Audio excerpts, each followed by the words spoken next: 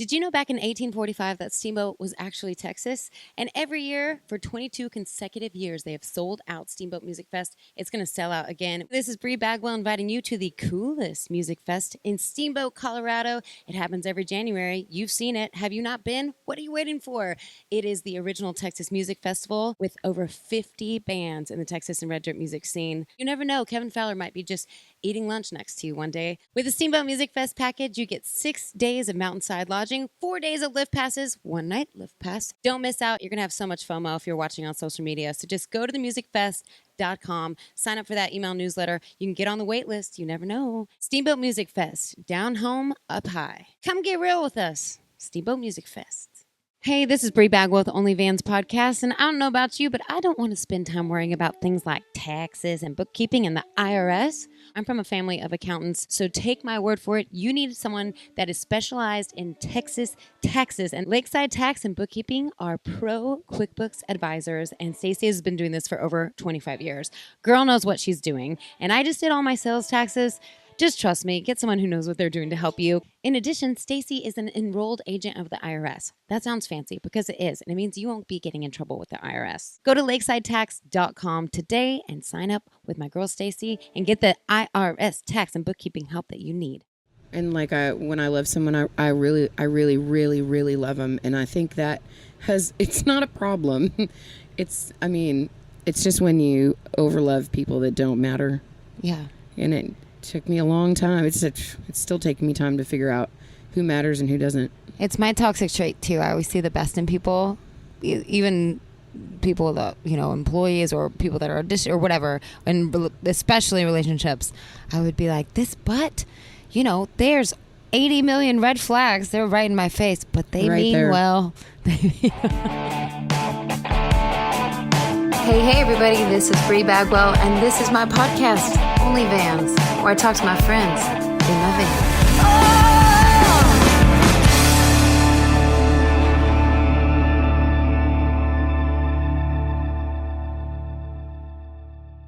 van. You are like the prettiest human. I always see your pictures and I'm like, wow, are you so pretty? Thank you. I've worn this shirt 4 times this week. Great. Safety what shirt blankets. Is it? Oh, I ACL. Worked ACL in 2019. You did? It was very fun. Doing That's what? what I used to do. Bartending. Oh. Well, no, I'm sorry. 2019, I worked for the Salt Lick. Oh. Catering and... Yeah. Yeah. Did you just sneak barbecue? All day. All day long. That's how I got these guns. Yeah. Right. Is that a new toy we got? We got a little new... Nice. Extra light. This podcast is really moving up. We have a light from Amazon. We have a whiskey cam. This is the first podcast where we have a camera just for whiskey. Oh. Yeah. I wear my Awkward is the New Black shirt. What is it? Awkward is the New Black. Oh.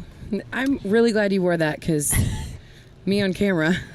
You said that, and I was like, if I looked like you, I would be on camera all the time. I would be like, get this camera in my face. Ma'am. I'm just so happy that you're here. I want to start by saying that your cover of Cover Me Up, when you do that live, I mean, my goodness, it rivals anything, any version of that. It is so good. Thank you. You're such a good live singer, and it's just blows me away. And but you recorded that, right? You recorded that one? I did record that. We had a really beautiful moment in the studio.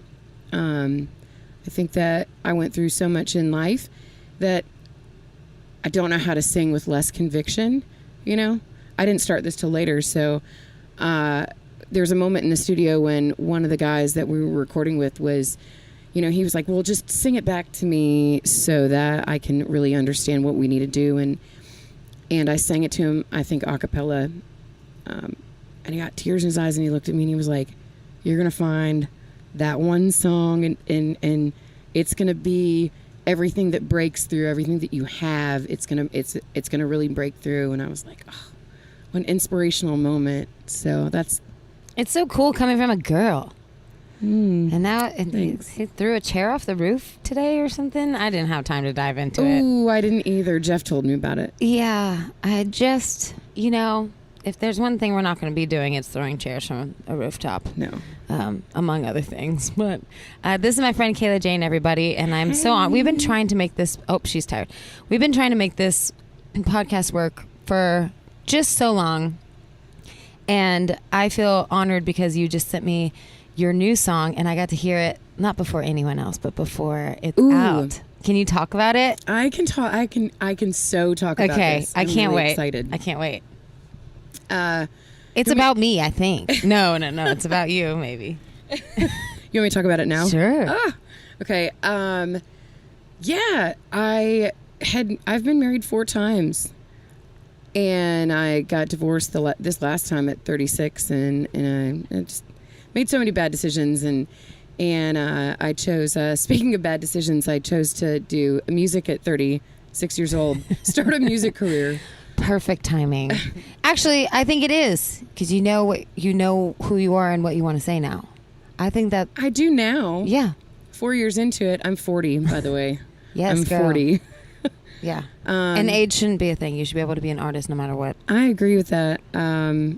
Yeah. So Queen of Bad Decisions, and I preface it with, took me 37 years and 4 ex-husbands to get here, and I've done my research, and yeah. So me and David Lee, you know David Lee? I love him. He is awesome. Him and his wife and his daughter and even you, Cameron. Even you, Cameron. You're included in that. They're just all the best people and an incredible writer, like right in our backyard. I haven't written with him yet. I really need to. Or Jessie. I can't believe I haven't written with her either. But yeah. So you wrote that with him? I did. I wrote that with him. Oh my gosh. So we sat down in his little studio, and he says to me, he was like, "So what do you have? What are we writing about today?" And I said, I was so embarrassed. Like, I didn't even know how to approach him. No one wants to be that person that throws the spaghetti at the wall that doesn't stick. Yeah. You know, and I felt like I was going to be that girl. Even though that is what co-writing really is. That's really what it is. Sometimes I'm like, this is a great idea. And they're like, no, I'm not feeling that. You know, you think everyone's going to laugh and they're like, oh, okay. Nice to meet you. I have this idea about 4 ex-husbands. And he says, so what's your first line? And I said, cheap vodka and expensive men. I've paid the price for both of them. And he goes, well, that's your first line to your song. Yeah. And so we went on with Queen of Bad Decisions, and I'm so incredibly proud of it. And it's a rock song. It's so good. It is an anthem. I'm so proud of you. And you're going to do a video for it? I'm doing a video for it in 2 weeks. Yes. It's going to be, yeah. If you're in town, you got to come out. I would love to. Yeah. I will I need I'll wear a tiara. I'll be the princess of bad decisions. Whiskey can be the princess dog of bad decisions. That's awesome. I'm proud of you for you kind of like really take your life and put it out at the forefront. And I think that authenticity always shines through, and you're very open about talking about what you have been through. I love how you say expensive men too, because I think people don't realize a lot every relationship I've ever been in, I feel like has cost me so much time and money. Relationships aren't just expensive for men, they can be incredibly expensive for women. Or I remember even like driving hours to be with somebody and all the gas and the hotel rooms and the losing gigs and losing sleep, and I don't know. A relationship is such an investment. I can't imagine for marriages too. And I'm an overcommitter, and like when I love someone, I really really love them, and I think that it's not a problem. It's just when you overlove people that don't matter. Yeah. And it took me a long time. It's still taking me time to figure out who matters and who doesn't. It's my toxic trait too. I always see the best in people, even people that, employees or people that are or whatever, and especially relationships. I would be like, there's 80 million red flags. They're right in my face, but they mean there. Well.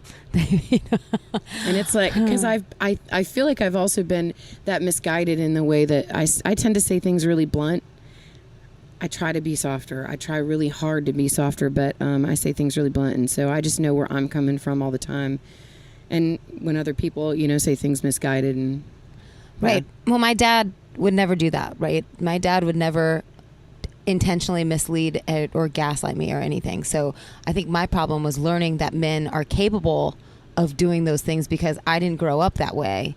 And so whenever a man would do something that would just totally turn me on my head, it would be like, what? I didn't know that men were capable of this kind of actions, but they really are. Yeah. And even physical, you've been through that. I mean, if you said nothing's off limits, because you're off limits. But I mean, I just can't believe that what you have been through, and you're so strong, and like, to hell with that.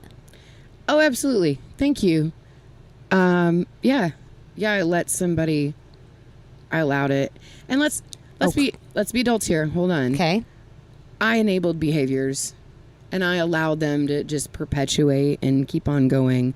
And so at some point, part of it's my fault because I didn't put an end to it. But it's also, at some point I did put an end to it. Yeah.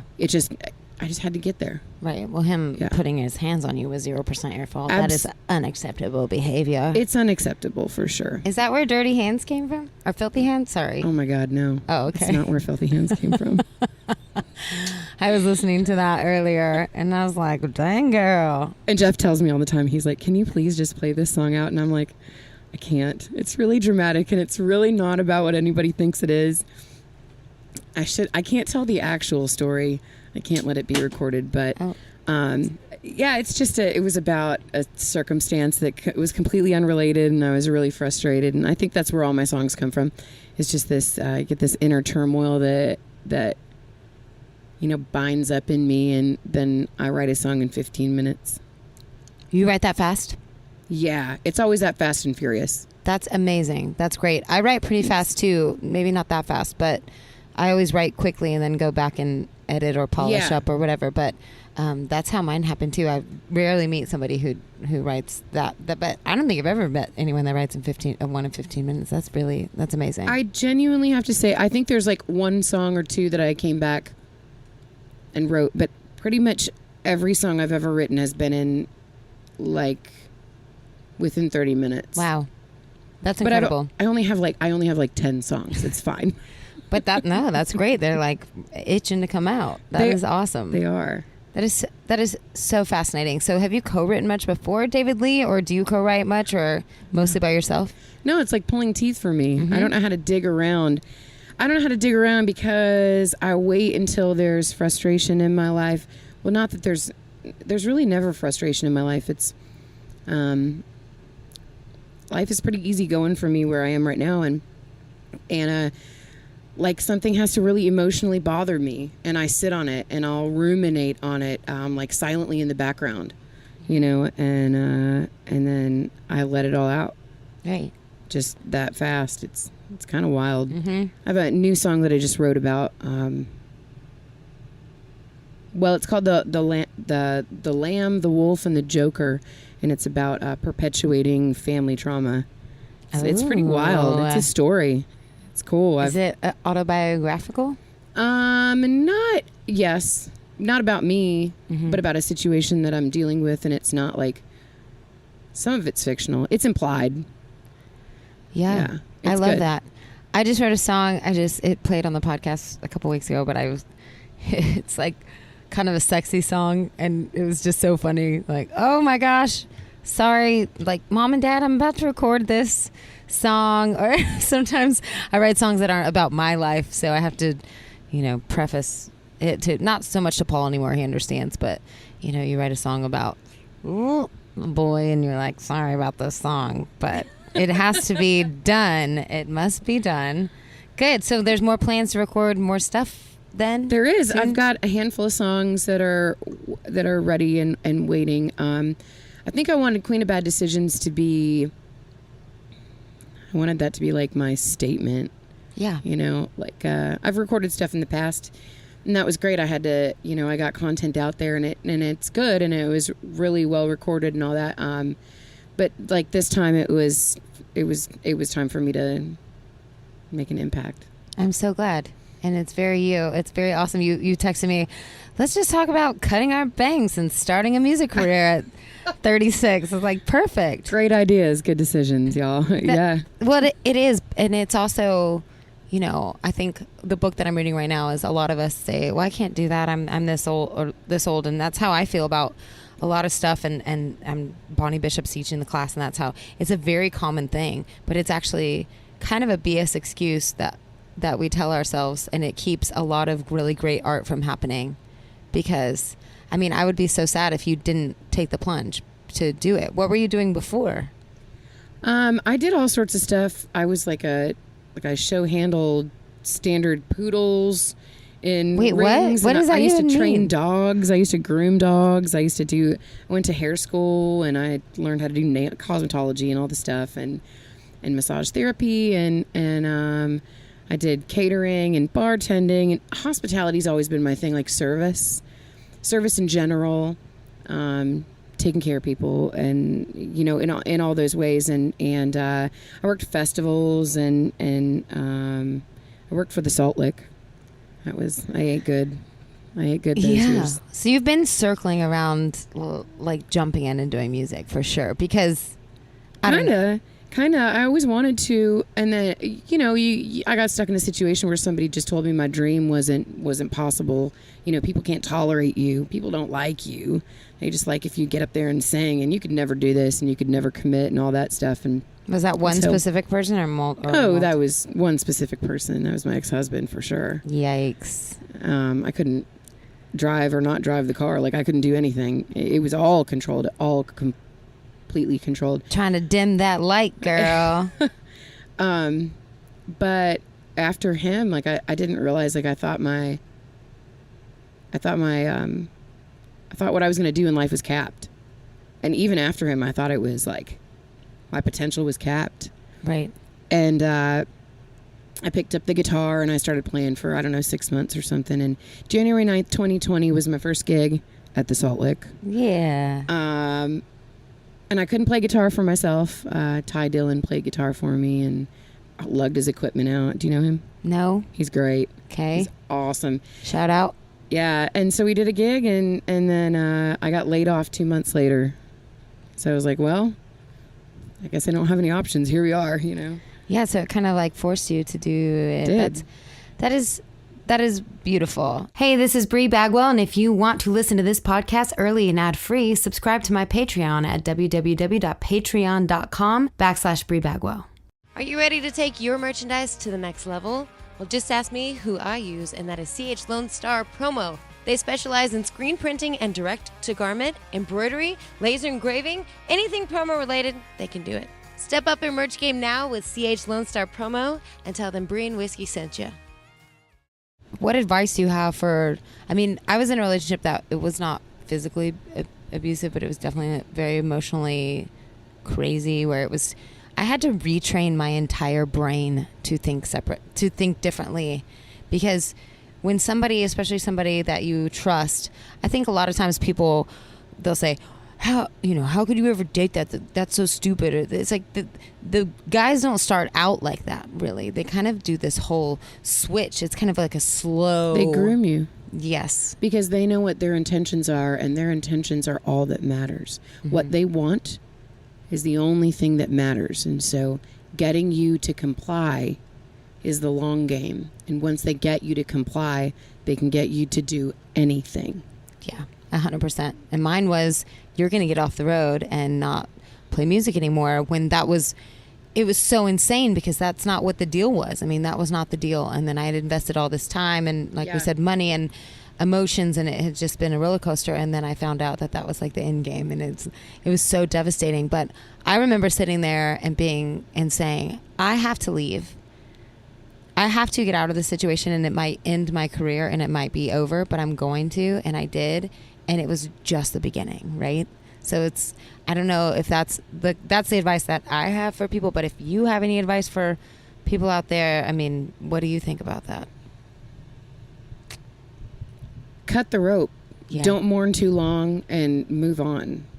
Because it's only a moment in time, and rumination, and this is a proven fact, that rumination is one of the biggest factors of depression.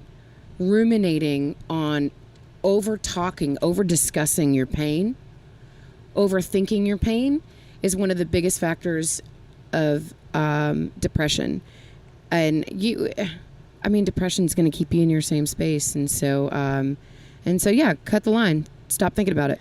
Yeah, trust your Just gut go. too, because my gosh, I should have done it sooner, and I did that. And I can't believe that I did. Like, looking back, and I'm so glad, and I'm so proud of you for doing it too. But I agree. I'm a dweller, and I'm also was a sucker for apologies and all changes. Same. And I think people don't very rarely do they make giant changes in their lives and their behavioral patterns. Very rarely. Yeah. If you have someone with a proven track record that they're capable of making those changes, whether before you or during your whatever, like maybe then consider that. But yeah, it's hard to find someone that has that track record that they're capable and that they have the desire and the motivation to change themselves. Right. Speaking of changing ourselves, like I was just, I don't know, 30 minutes ago at Mosey's when I was drinking a martini. You had a martini before you came here? I should have met you for a martini. Ooh. I love Mosey's martinis. They're the best. Yeah. I was up there stressing out and I was like, Jeff, I have to be on video. I've got to be on video. I need a martini right now. Which you're like so such a good. natural. Okay, so yeah, you were at Mosey's. We were at Mosey's and I was having my martini and I said, Jeff, I don't know if it's because I just turned 40 or if it's because I'm just really confident in our relationship. Yeah. Or because like I have my kids back. I know. It's okay. Oh, I know. I love it. You're making me cry. I know. I said, I don't even know if it's this new tattoo. Like, this is a whole... I knew I was going to do this. Hey, you're making me do it. Because I feel you. Dog, take your time. Kyle, he can cut. You can cut this out. We can have a martini. No, we're not cutting out. We can have another martini real fast. I'm just kidding. Sweet girl. It's just this whole new chapter. And again, I thought like my potential was capped and I'm just now realizing that it's not. No. You know, and I feel like I'm embarking on all these really scary things that I'm not afraid of. Right. You know? And the book that I'm reading right now that says this lady, she went to film school when she was 15 years older than everyone else. She went back to film school. She was older than everyone else. Her being older than everyone else gave her such an advantage in life because she was more committed. She was more dedicated. She had her life together more than 21. I mean, I was a disaster 15 years ago, whatever. So it kind of gave her a leg up. And now that she's a teacher at that film school and very successful, her best students are the people that are older because they are the same way. You know what I mean? And so like it shouldn't be a barrier to entry. Like I think I was telling Kyle, like you're just an incredible singer and you're an incredible writer. Thank you. And it is a whole new chapter and it's so exciting and you're exactly where you're supposed to be. And I'm a cheerleader for you because you are so talented and you deserve a good relationship. So I'm so glad that you have that. Like someone who supports you. Thank you. Is so hard to find. Jeff Kinney. Oh, Jeff. Jeff Kinney is, and I always call him by his full name, Jeff Kinney. That's so cute. He's just selfless. Sometimes I feel really guilty because I didn't fill up the reservoir on the Keurig. Because I know when I go to get coffee every morning, he hears the bed move when it's time for me when I get up. And he goes and he makes me coffee, and I walk up to the coffee pot, and there's coffee made. Yep. But I also know that when I go to make myself coffee, you know, the second cup, like there's always water in it. The dogs always have water.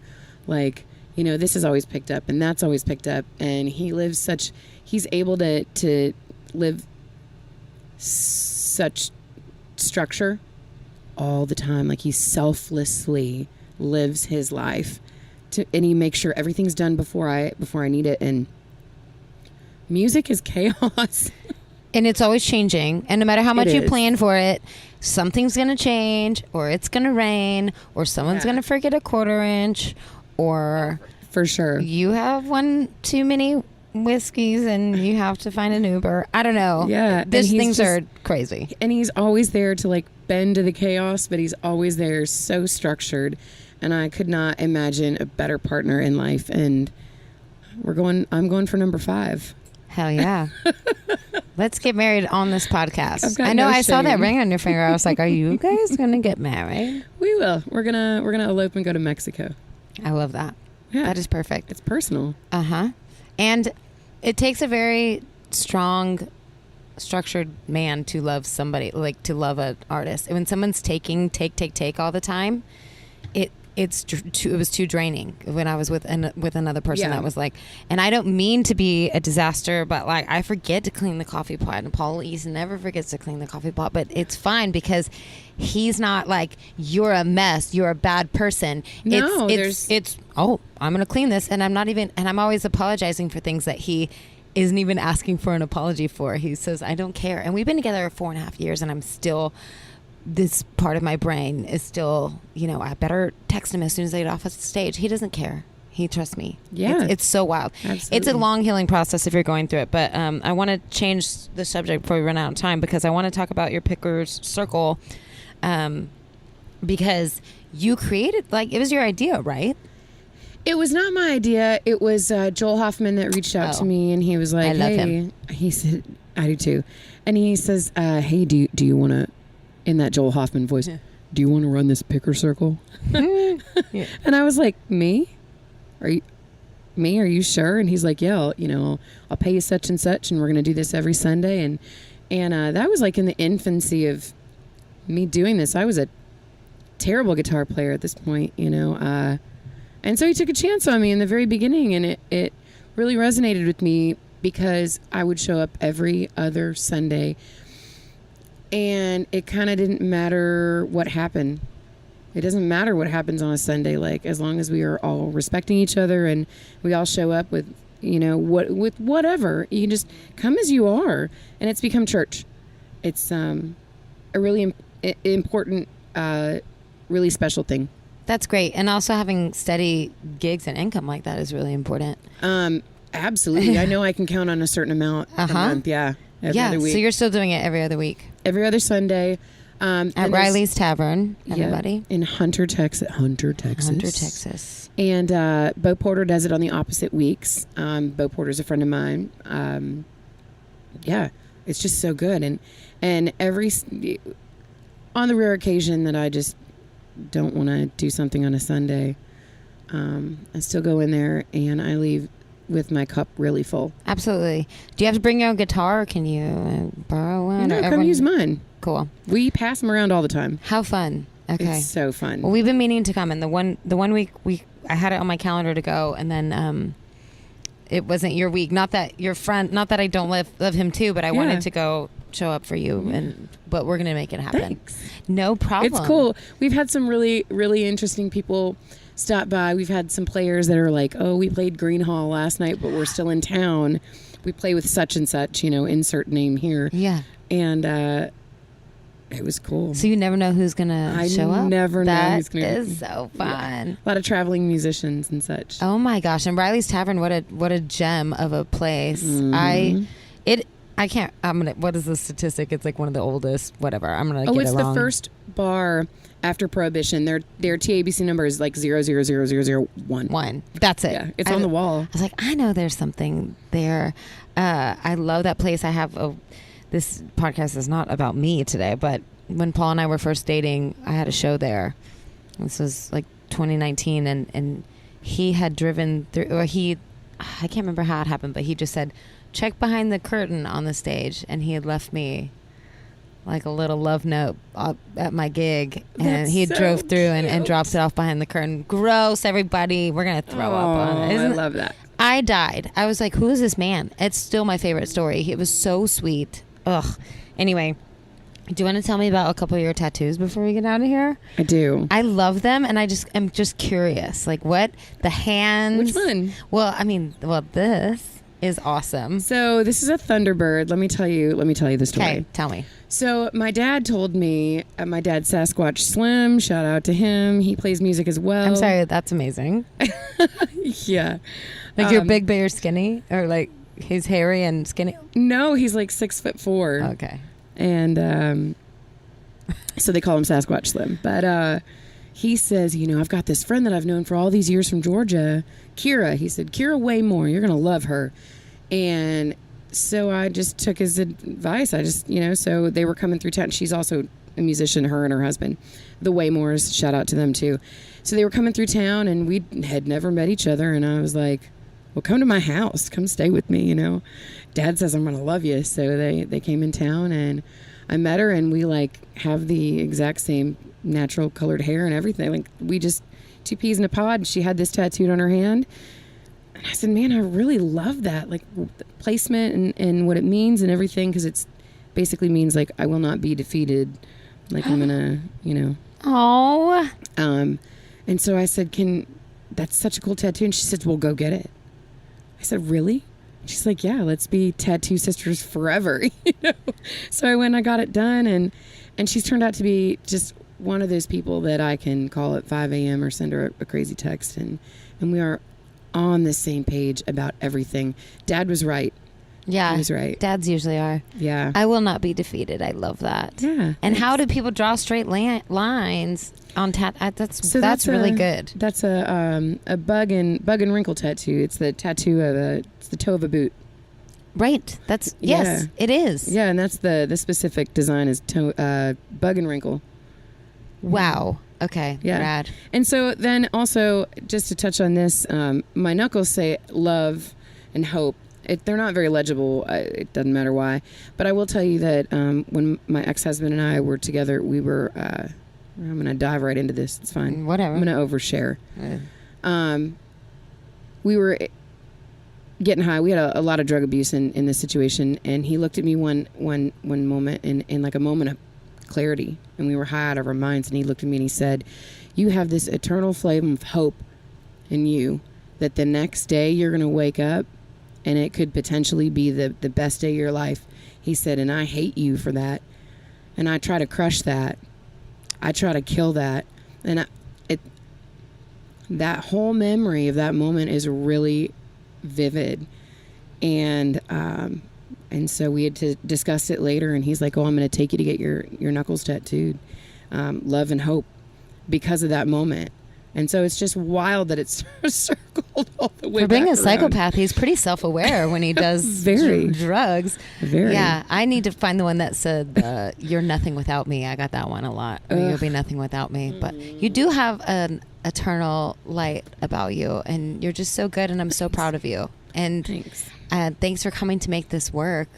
And we can always go get a Mosey's Martini together. Love it. I might Love take it. Kyle to go get one after this. Where we deserve a martini for what did we do today? Well, you drove. Kyle does 85 different things, including this podcast, and I sent him a picture today. There was an article that came out. I got a Google alert, and it was me being just classically Brie, not very well worded. That was just.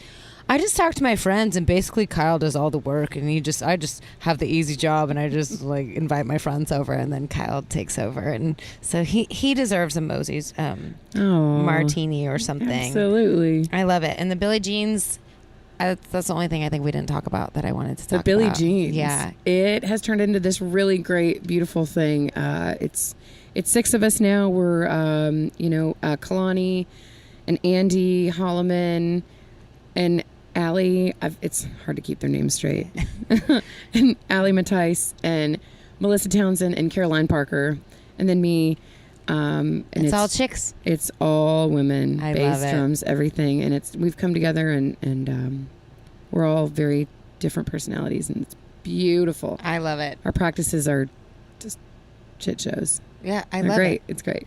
Well, I just suggested you all for something the other day, so I hope that works out because I was Cool. like, I have the perfect. We just played I Junk love it. Gypsy Prom. Great. We played. We opened for 2 Tons of Steel. I wonder if that was it. Maybe I'm not taking credit for your gig, but anyway, it was something. How did So it cool. go? Was it awesome? It went so cool. It went so well. I will say the thing that's intimidating is like when people are so close to the stage and there's so many people that you can see like the whites of their eyes. Mm-hmm.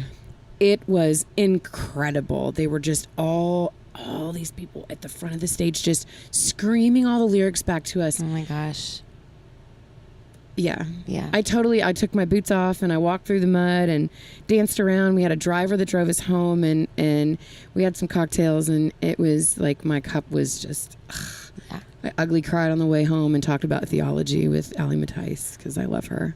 She's so great. so She good. is on my like short list. I've been trying to get her on here too. It was like between you and her, we're definitely going to get her on there. She has my dream job as a yoga teacher and a musician. Yeah.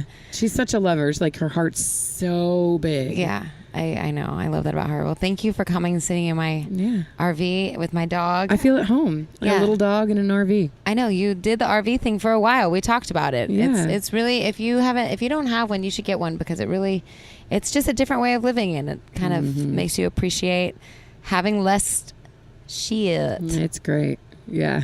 Yeah. Well, thank you so much. I love you to Thanks death. for having me. This is a new chapter, girl. A good is. one. I'm kicking the door in. You are, and this new song's gonna be killer. And I got to hear it first. No offense. Okay, bye. 37 going on 22, but I learned